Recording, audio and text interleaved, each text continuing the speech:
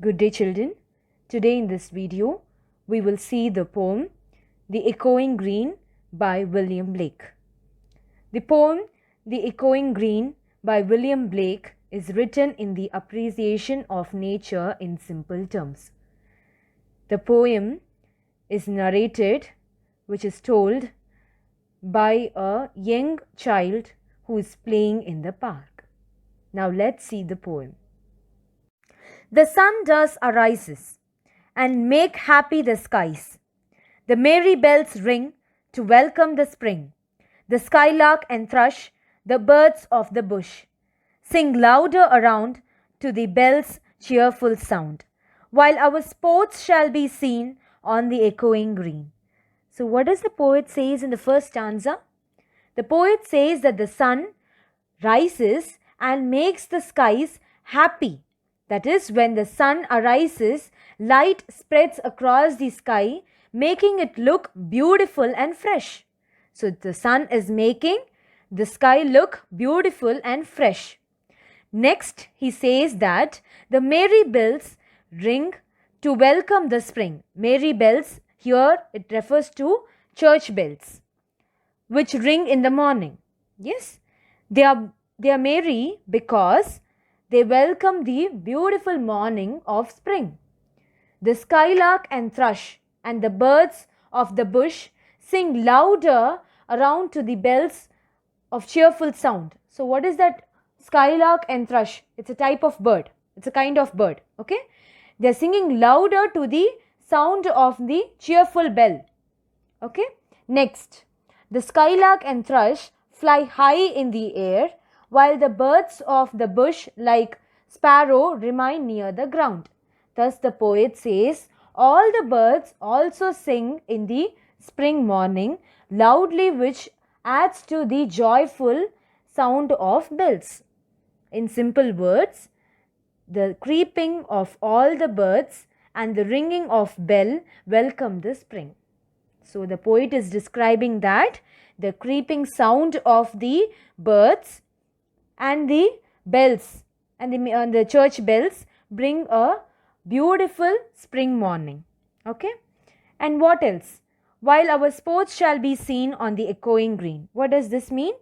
In the next line, the poet says that while all these are going on, the sports are going on in the echoing green.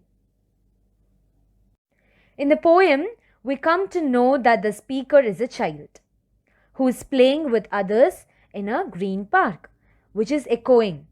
Echoing means a reflection of sound, but here echoing means the cycle of life, because all this happens every morning. It is keep on happening. If this day ends, then the next morning again the spring, the beautiful sun will rise and the church bell will ring and the birds will sing. So this happens every morning. That's why he is saying that it is a echoing. Yes, it is echoing.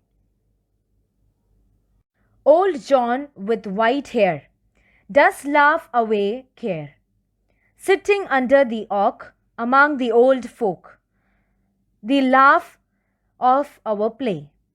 And soon they all say, such were the joys, when we all, girls and boys, in our youth time were seen on the echoing green.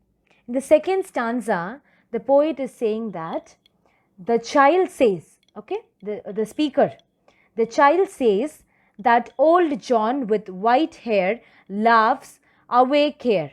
So what is meant by this line?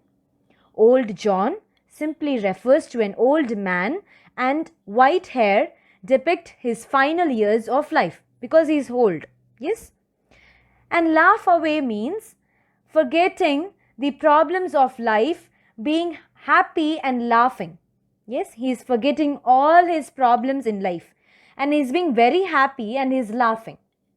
Care here refers, which means the thoughts of being old and fear of death.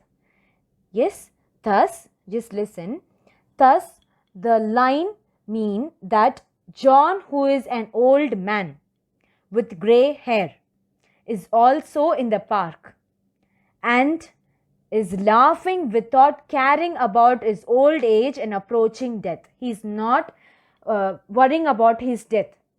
Yes, since he is old, he is not even worrying about his death, but he is laughing seeing the children. Yeah. Next, where is he sitting? He is sitting under the oak tree along with other old people. Folk means other old colleague or other old people. Okay. Seeing the children playing, they start memorizing about their own youth time. Yes. So the old John and others who are sitting under the oak tree, they are thinking about their old times, old memories. Okay, when they were small kids, when they were actually a boy and a girl. Now they are old. Okay, they are old men and they are old women. So they are thinking about when they were a kid. So they are like the children, they too used to enjoy when they were young on the echoing green. Till the little one weary, no more can be merry. The sun does descend, and our sports have an end.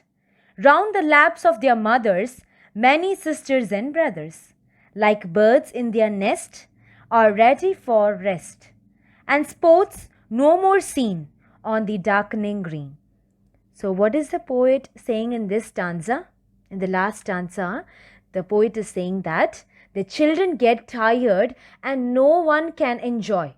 It is time when the sun is about to descend. That is, darkness is about to come. All of the children stop playing and go back to home.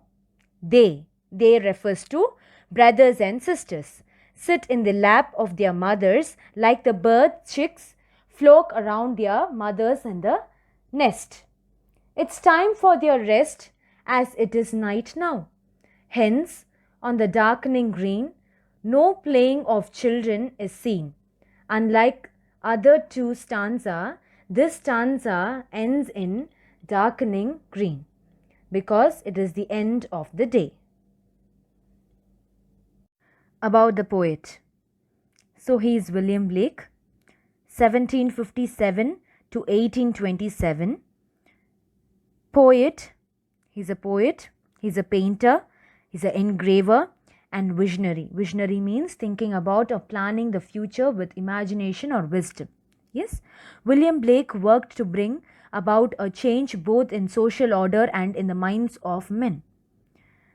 Though in his lifetime his work was largely neglected or dismissed, he is now considered one of the leading lights of English poetry, and his work has only grown in popularity. Thank you, children.